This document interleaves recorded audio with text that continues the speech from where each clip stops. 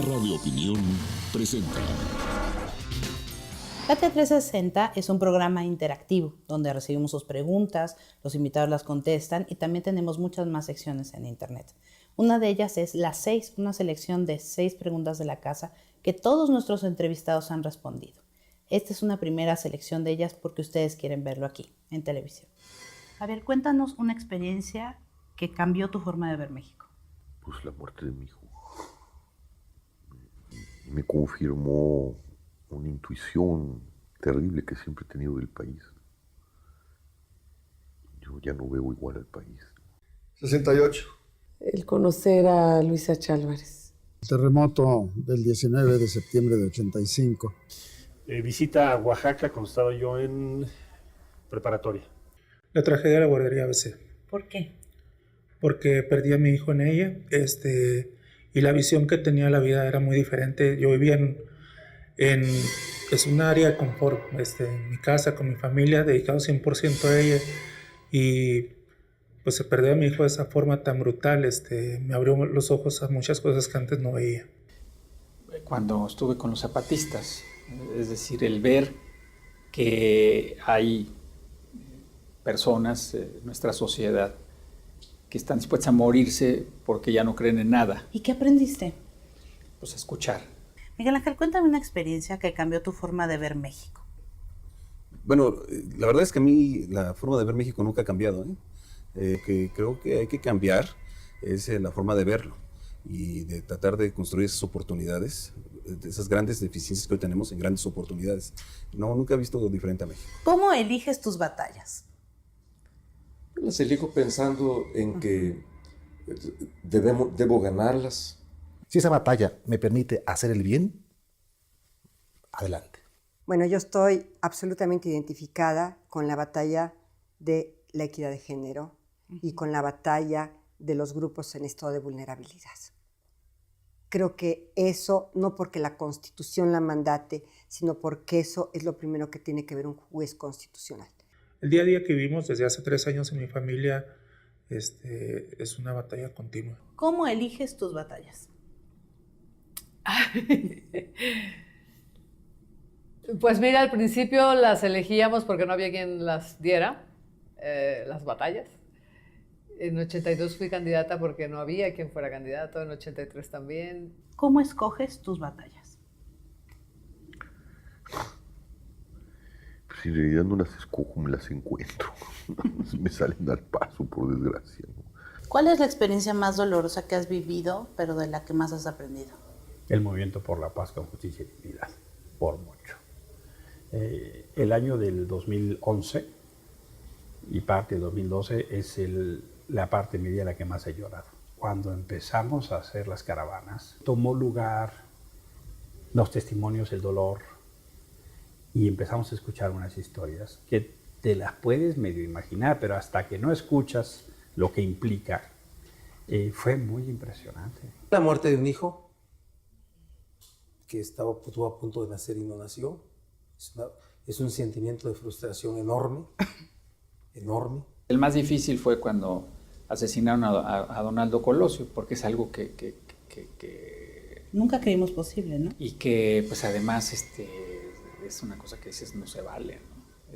Pero aparte de eso, bueno, pues a mí me pasó de estar en el cielo, ¿no? O sea, era la figura que aparecía en la primera plana del New York Times, el que convocaba al diálogo, el comisionado para la paz en Chiapas. El comisionado para la paz en Chiapas. Y en ese momento pues, te mandan al lugar más bajo del infierno, ¿no? Y entonces todo es en contra. ¿Y qué aprendiste de eso, de este momento políticamente tan doloroso? Que esto es absolutamente frágil y por lo tanto tienes que luchar por lo que crees. La muerte de mi madre.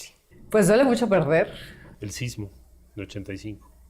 La pérdida de la vida de mi papá, de mi hermano mayor, que también fue como un padre, así es que pues 2 papás se me fueron, es algo muy difícil, pero a la vez me ayudó a madurar. Cuando mi compañera Elena Cepeda tuvo cáncer, me dicen que tiene 6 meses de vida. Me sorprende porque es una relación muy importante en mi vida. ¿Cuántos años llevan juntos? Pues casi 27 años. ¿Cuál es la experiencia más dolorosa que has vivido, pero de la que más has aprendido?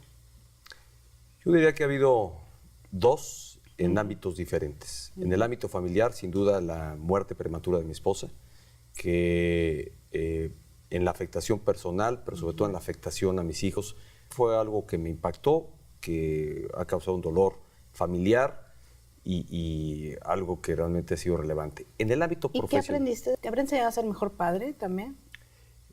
Seguramente sí, yo creo que ha sido, pues al final de cuentas, al quedarte al frente de los hijos, pues eso te hace ser en parte, a lo mejor no con mucho éxito, pero asumir a veces algunos atributos o tareas que son más propias de la madre, pues estar ahí, lo tienes que hacer, insisto, quizás no lo haga con el mayor de los éxitos, pero me ha tocado. La otra en el terreno profesional, la decisión de hacer uso de la fuerza pública para restablecer el orden y la paz, que fue el caso de Atenco, que fue una decisión difícil, iniciando prácticamente mi gestión de gobierno, pero una decisión en la convicción de que el uso legítimo de la fuerza pública que tiene el Estado debe servir para mantener la paz y el orden. Y aprendí que además de lograr este propósito, debe cuidarse el respeto a los derechos humanos. Una misma pregunta y muchas respuestas, ¿no? Bueno, esta fue la primera parte de las 6. En la próxima entrega de Katia 360, otras preguntas de las 6. Y este va a ser nuestro último programa del año, así que feliz año y hasta el año que viene. Barra de Opinión presentó. Barra de Opinión presenta. Katia 360, por supuesto que no termina con estos 6 minutos que ustedes ven al aire. Hay muchos más contenidos en internet. Una de las secciones que más nos gustan son las 6, una selección de 6 preguntas que todos nuestros invitados han respondido. Esta es la segunda parte de un especial de las 6. ¿Qué harías si por un momento, es algo imposible, pero si supieras que no vas a fallar durante un tiempo o para un proyecto? ¿Qué decidirías hacer? Es que no me imagino yo que no pueda fallar. Soy un ser humano. Me gustaría no fallar, pero fallo. Transformar al PRD. No me lo creería. Pues imagínate ser presidente, ¿no? Bueno, sonreiría. Hoy, convocar a un diálogo nacional, armarlo y hacer los acuerdos de la transición que no hubo, la redirección del país, la pacificación de México. ¿Qué harías si supiera que no va a fallar? Es un supuesto falso, pero ¿qué decidiría hacer? Katia, uno de mis grandes defectos... Oiga, y fallar también en el sentido de equivocarse, ¿eh? No de usted como pues... Okay, a eso me refiero. Uno de mis grandes defectos es ser perfeccionista. Así que procuro nunca fallar. Pues me sentiría inhumano. Y haría algo por volverme humano, por fallar. Y por asumir mi falla, ¿no? Solo las máquinas no fallan, ¿no? Volvería a tomar la misma decisión.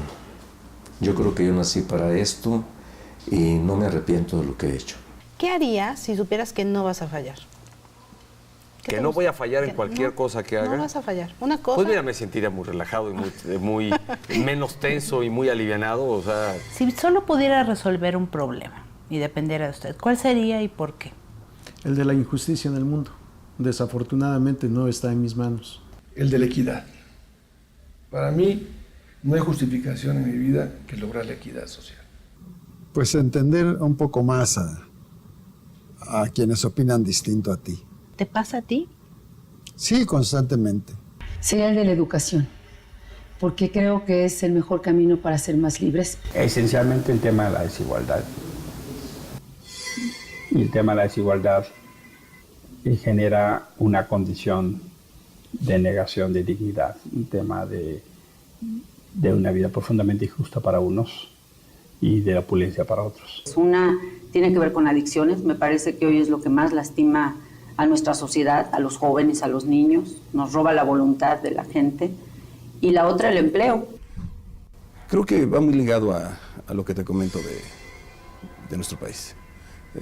No puedes ver grandes potencias y ver tanta desigualdad en un solo continente, en una sola región del mundo, tanta inequidad, la concentración de muchos recursos en pocos y de mucha pobreza en el resto.